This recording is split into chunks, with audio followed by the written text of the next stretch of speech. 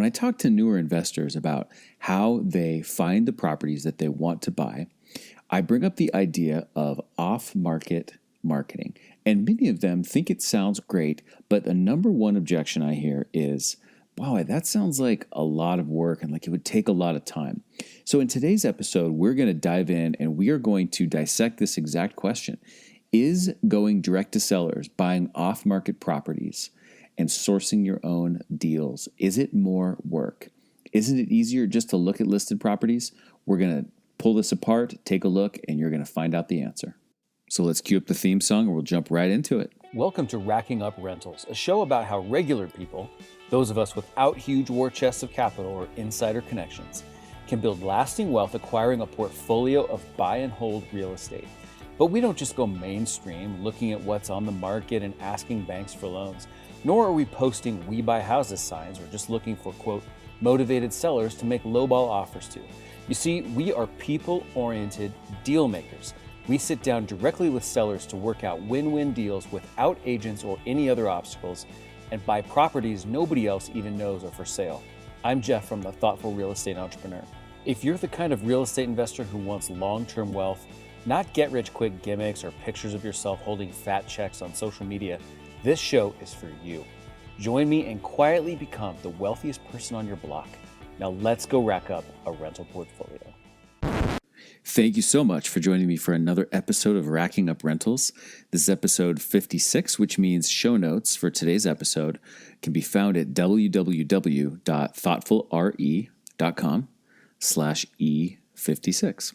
Please do yourself a big favor and do us a big favor as well by hitting the subscribe button in your podcast app right now. Just takes a second and it makes sure that you won't miss an episode and also sends a message back to the podcast platforms that this is a show people like and it helps them want to share it with other thoughtful real estate entrepreneurs like us.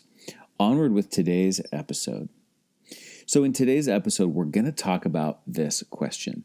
Man, going off market to sellers, it sounds fine, it sounds great, but it also sounds like a lot of work. Isn't it more work? So before we address that question exactly, I want to provide two clarifications. The first clarification is that we are assuming in this conversation that you want to buy long-term hold rental properties for the most part. Maybe you occasionally want to turn one of those into a flip or maybe wholesale something here or there, but primarily you are looking for long-term holds. And as a result, you're not trying to do 27 deals a month where you're going to get a $5,000 wholesale assignment fee each month. We're looking for deals that we can put in our portfolio to build long-term wealth. So our approach here, this whole conversation is about quality deals over a quantity of smaller deals. We're trying to build long-term wealth, not just build a short income in the meantime. The second thing that we are assuming here in this conversation is that we're talking about thoughtful marketing to off-market sellers, not cheesy and sleazy kinds of things. We're not talking about blasting out postcards with offer numbers printed on them on yellow highlighter colored paper with a "we buy houses" message. We're not talking about any of that. We're talking about our thoughtful real estate entrepreneur approach to marketing, which is primarily based on thoughtful direct mail, sending regular letters from regular people, that's us, to regular people, the owners, not distressed sellers and all of that. Okay, so we are talking about quality instead of just trying to churn out a whole huge number of deals, and we're talking about thoughtful marketing. So in that context, people look at that and they go, okay, that feels good, that feels right, but it also seems like a lot more work. Isn't it easier for me to just have my realtor do all the work? I'm not even paying them for this. The seller's going to pay their commission if we find a deal. And boy, this all sounds like a lot of work. So let's dive into that. First, I want to just dissect, where does that belief come from that going direct to sellers is going to be more work than looking at listed properties? And I think there are kind of four things. The first one is just simply the learning curve. You know, real estate investing has a big learning curve to begin with. Forgetting about marketing or anything like that, simply learning how to analyze a property and to evaluate whether it's the right fit, to try to figure out what the offer should be, what the repairs should be, how are you going to get the repairs done, what's it going to rent for after that, what's the pro forma going to be like after that, how do I even get a loan for this?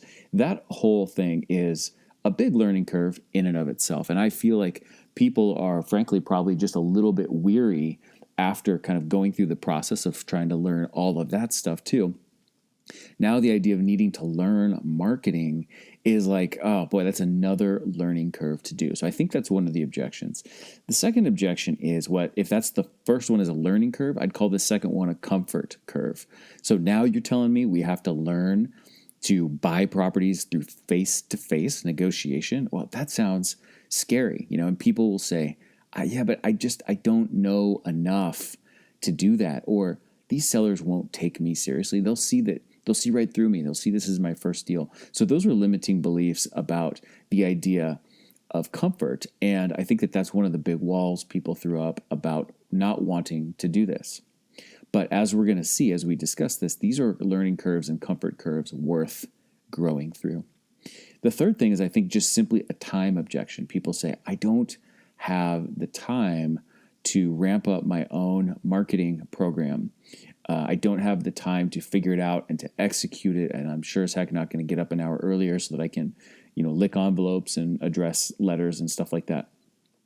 And the last one is the money objection, because doing your own marketing does cost money, right? And as we said earlier, well, why can't I just have my realtor do it all for me? I don't have to pay them at all. So I think those are the areas of concern that people have. But let's actually kind of take a look at comparing and contrasting what the normal path looks like of buying listed properties and getting bank loans and all that versus what the off-market path looks like. And what we're going to find here is that it's really easy to want to compare those two things, but they're actually very difficult to compare because they are actually totally different games. So let's take a look at the normal path. In the short term, over the course of a week or 2 weeks or a month, what does the normal path look like? Well, first of all, you are keeping your eyes and ears and all your senses on everything that is in the market, existing, and everything new that comes into the market that's even remotely in the strike zone of what you might want to buy, right? So maybe you've got your realtor who's filtered out, $1 million homes and commercial buildings and bare land and stuff like that, but you're looking at a lot of things. You have to keep your eyes on a lot of different things. And that means then that anytime any one of those many things seems to make any semblance of sense, perhaps at all, you are running the numbers on those. You are doing an analysis. So now you're looking at 50 proper listings for 50 properties a week, and now you're running numbers on 25 different things a week. That takes a lot of time. Now you are making lots of offers, but you're not really making lots of offers. Your realtor is writing up your offers over and over and over again. And in the back of your mind, you're thinking, oh boy, how much longer are they going to be willing to do this? We have written 25 offers so far. We haven't got a single one. Why are they going to keep doing this? And you're kind of worried like you're going to burn them out and you're going to need to find somebody else. So you're making lots of offers, and you might get, say, one out of like maybe 20 or 30 of those offers accepted. So you're playing a volume game. You're looking at a volume of things. You are analyzing a volume of things. You are making a volume of offer, and you're saying in yourself, hey, it's a numbers game. If I make enough offers, I'll get one accepted, and that's all that matters. And you might be worried that you're burning out your realtor, and you're going to have to find somebody else who's willing to write your offers that go nowhere over and over and over again each week. But that's what the normal path kind of looks like.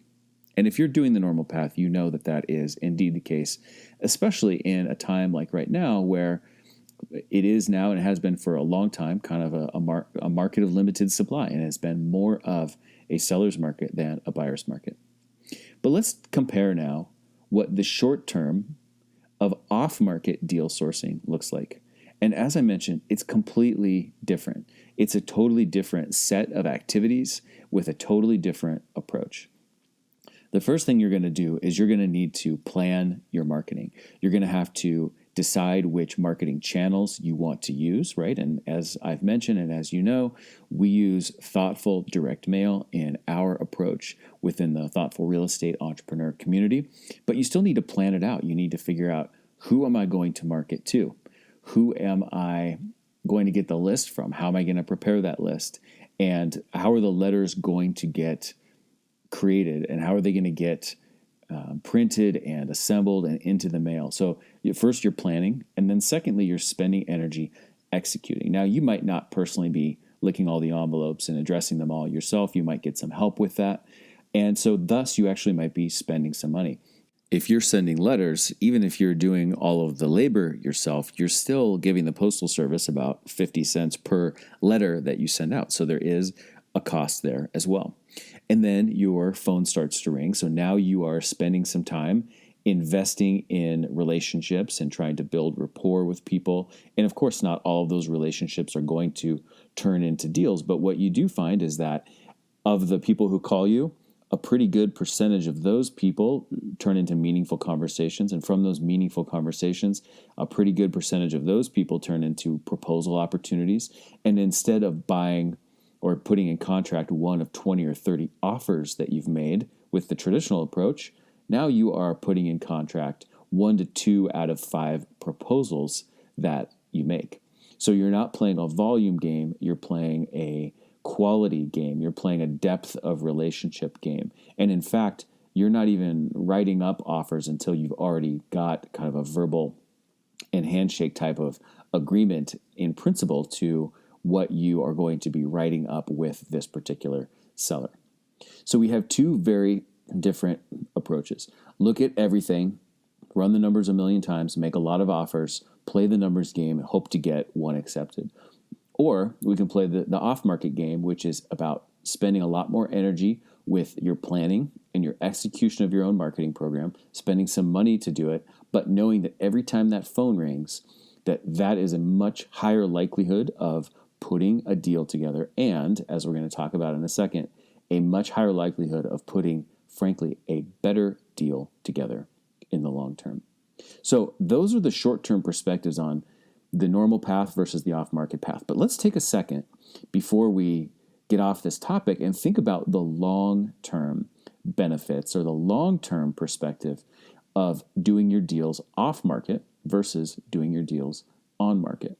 If we take a long-term perspective to this question and we don't just say, well, what is it going to be like in the next 2 weeks if I do off-market marketing versus listed properties, and think about it short-term like that. If we take the long perspective and we say over the course of 5 years, 10 years, 20 years, how much work is it going to be to do our own off-market marketing and deal sourcing rather than continuing to buy properties through the traditional channels and play the volume game over that same long term?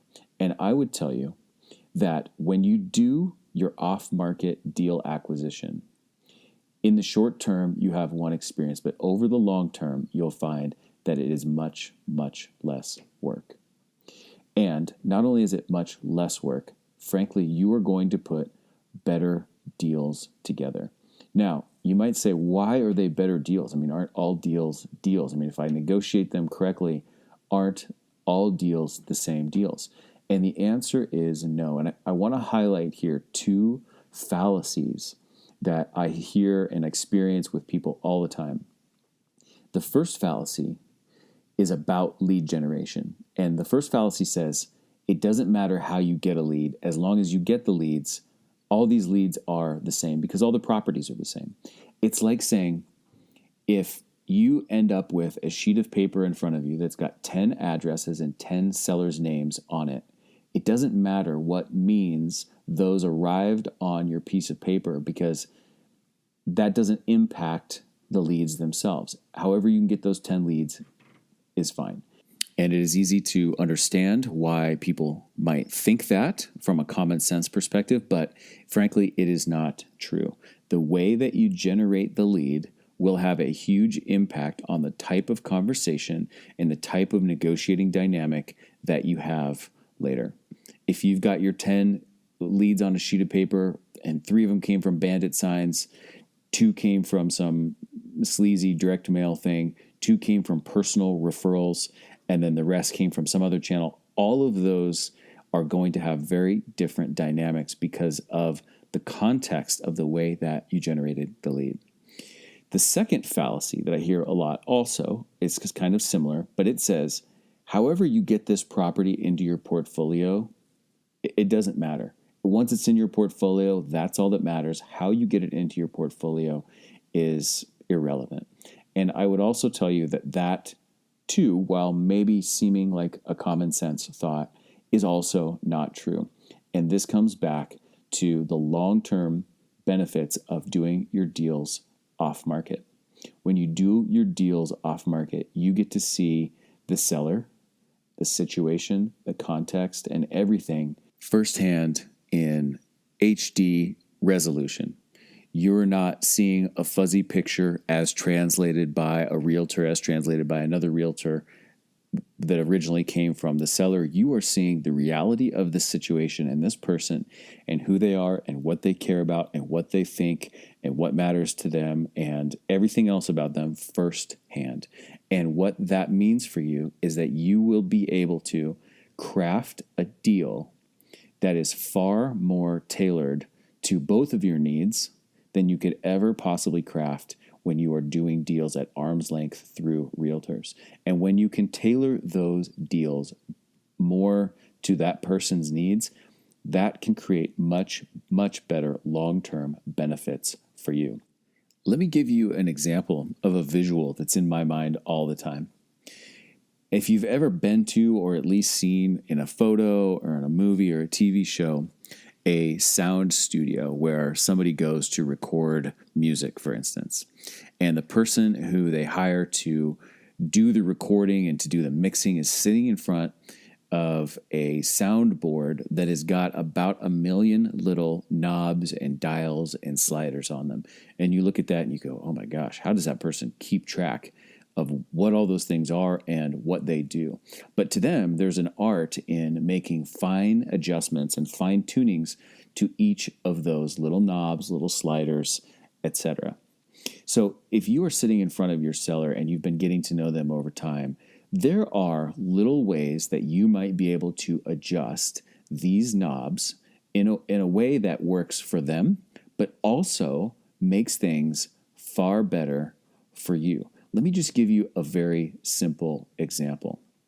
If you have a proposal out to a seller and you're talking about it with them, you're getting their feedback, and they tell you that there's one element of the proposal that could be a little bit better in their minds. For instance, I will give you an example from my own business from yesterday.